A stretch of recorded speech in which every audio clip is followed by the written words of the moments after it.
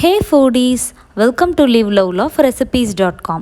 இன்றைக்கி நம்ம சேனலில் நம்ம பார்க்க போகிற ரெசிபி என்னன்னு பார்த்தீங்கன்னா, ரொம்பவே டேஸ்டியான ரொம்ப கிறிஸ்பியான வெஜிடபிள் கட்லெட் எப்படி செய்யலான்றது தான். வாங்க இப்போ இந்த ரெசிபி எப்படி செய்யலான்றதை பார்க்கலாம். ஃபர்ஸ்ட் ஒரு கடாயை ஹீட் பண்ணிக்கோங்க. அதில் 3 டேபிள் ஸ்பூன்ஸ் ஆஃப் ஆயிலை ஆட் பண்ணுங்கள். ஆயில் நல்லா சூடானதுக்கு அப்புறமா 1 இன்ச் ஜிஞ்சரை இந்த மாதிரி பொடியாக சாப் பண்ணி வச்சுருக்கேன், அதை ஆட் பண்ணிக்கலாம். ஒன்று நீங்கள் ஜிஞ்சரை சாப் பண்ணிக்கோங்க, இல்லைன்னா நல்லா தட்டிட்டு அப்புறம் ஆட் பண்ணிக்கோங்க. ஒரு பெரிய சைஸ் வெங்காயத்தை நல்லா பொடியாக சாப் பண்ணி வச்சுருக்கிறேன், அதையும் ஆட் பண்ணி நல்லா சாட்டே பண்ணி விட்டுக்கலாம். வெங்காயம் இந்த மாதிரி நல்லா டிரான்ஸ்லூசண்ட்டாக ஆனதுக்கப்புறமா எல்லாத்தையும் நல்லா வதக்கிட்டு காய்கறியெல்லாம் ஆட் பண்ணிடலாம். இப்போது நல்லா பொடியாக கட் பண்ணி வச்சுருக்கிற பீன்ஸையும் பொடியாக கட் பண்ணி வச்சுருக்கிற கேரட்ஸையும் ஆட் பண்ணி நல்லா கலந்து விட்டுடலாம். கட்லெட் ரெசிபிக்கு அதோட டெக்ஸ்சர் தான் ரொம்ப முக்கியம். அதனால் இதில் நம்ம பொடியாக கட் பண்ணி வச்சுருக்கிற வெஜிடபிள்ஸ் தான் ஆட் பண்ணணும். அதுக்காக துருவி வச்சுருக்கிற வெஜிடபிள்ஸ் ஆட் பண்ணோம் அப்படின்னா அது நல்லா இல்லாமல் போயிடும். இப்போது இந்த வெஜிடபிள்ஸ்லாம் சாட்டே ஆகிறதுக்காக இதுக்கு தேவையான அளவுக்கு சால்ட் ஆட் பண்ணிக்கலாம். சால்ட் ஆட் பண்ணிவிட்டு எல்லாத்தையும் நல்லா கலந்து விட்டுருங்க. சால்ட் ஆட் பண்ண கொஞ்ச நேரத்திலேயே இந்த நம்ம போட்டிருக்க எல்லா வெஜிடபிள்ஸும் சூப்பராக வதங்கி வந்துடும். இப்போது 1 டீஸ்பூன் அளவுக்கு கரம் மசாலா பவுடர் ஆட் பண்ணியிருக்கேன்.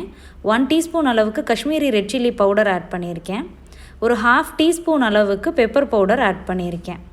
உங்களுக்கு வேணும்னா பெப்பர் பவுடரை அதிகப்படுத்திட்டு சில்லி பவுடரை கம்மி பண்ணிக்கலாம். இப்போ இது எல்லாத்தையுமே நல்லா கலந்து விட்டுடலாம். இதுக்கு ஸ்பைஸ் பவுடர்ஸ் இவ்வளோ தான் தேவை, அதிகமாக ஸ்பைஸ் பவுடர்ஸ் தேவைப்படாது. இப்போது இதில் வேக வச்சு மசிச்சு வச்சுருக்கிற உருளைக்கிழங்கு, பெரிய சைஸ் 2 உருளைக்கிழங்கு, அதை நான் ஆட் பண்ணிக்கிறேன்.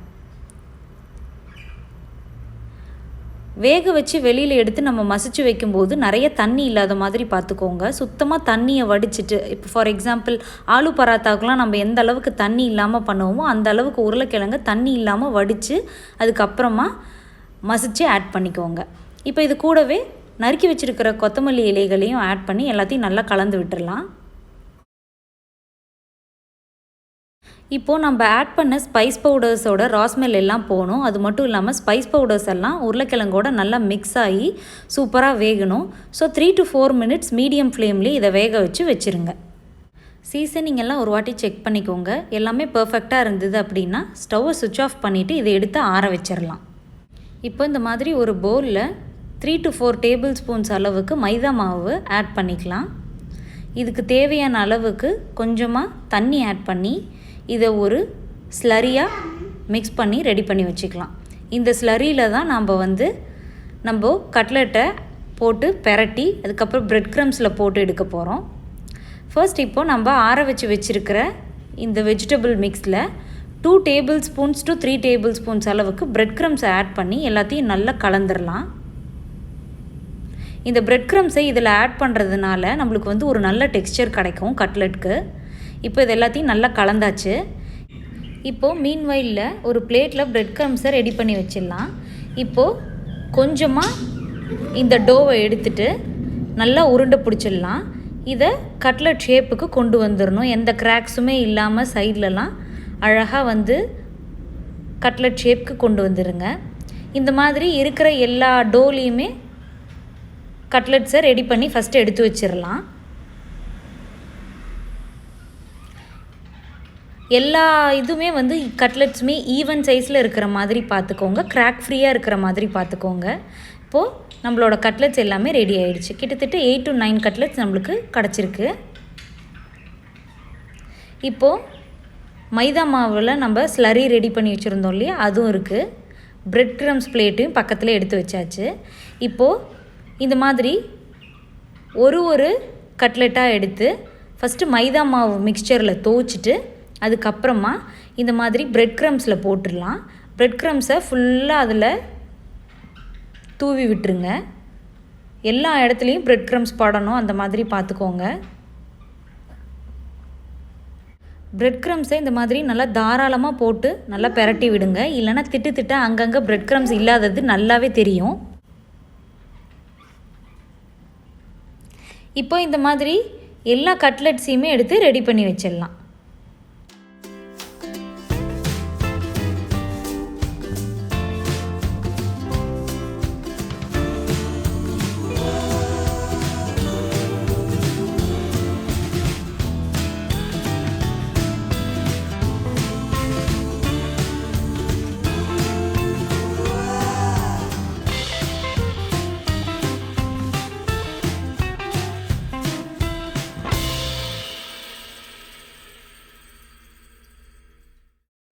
இப்போது நல்லா எண்ணெயை சூடு பண்ணி அதில் இந்த கட்லெட்ஸை 3-4 போட்டு பொரிச்சு எடுத்துடலாம். இந்த கட்லெட்டை பொரிச்சு எடுக்கிறதுக்கு நம்மளுக்கு அதிகமாக எண்ணெய் தேவைப்படாது. அதே மாதிரியே இந்த கட்லெட்டை பார்த்திங்கன்னா நான் டீப் ஃப்ரையும் பண்ணலை. கொஞ்சமாக எண்ணெயை ஆட் பண்ணி இந்த மாதிரி ஒரு பெரிய சாஸ் பேனில், வைடாக இருக்கிற சாஸ் பேனில் கொஞ்சமாக ஆயில் ஆட் பண்ணிவிட்டு நம்மளுக்கு தேவையான அளவுக்கு கட்லெட்ஸை போட்டு பொரிச்சு எடுத்துக்கலாம். அட் அ ஸ்டெச்சில் இந்த மாதிரி ஒரு மீடியம் ஃப்ளேம்லேயே வச்சு குக் பண்ணுங்கள். ஸ்லோவாக நம்மளுக்கு குக் ஆனால் தான் உள்ளார இருக்கிற வெஜிடபிள்ஸ்லாம் நல்லா மஷியாக இருக்கும், வெளியில் நல்லா கிறிஸ்பியாக வரும். இப்போ எல்லா இடத்துலையும் ஓவராலாக கலர் சேஞ்ச் ஆனதுக்கப்புறமா இந்த மாதிரி நம்ம வெளியில் எடுத்து ஒரு டிஷ்யூ பேப்பரில் வச்சுட்டு இதை சர்வ் பண்ணிட வேண்டியதான். ரொம்பவே டேஸ்டியான ஹெல்தியான vegetable cutlet is ready now.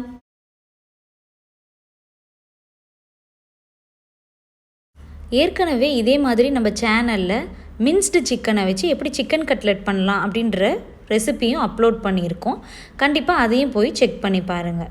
இந்த ரெசிபி நீங்கள் ட்ரை பண்ணி பார்த்துட்டு எப்படி வந்தது அப்படின்றத கமெண்ட்ஸில் சொல்லுங்கள். இந்த சேனல் உங்களுக்கு பிடிச்சிருந்ததுன்னா கண்டிப்பாக சப்ஸ்கிரைப் பண்ண மறந்துடாதீங்க. தேங்க்ஸ் ஃபார் வாட்சிங்.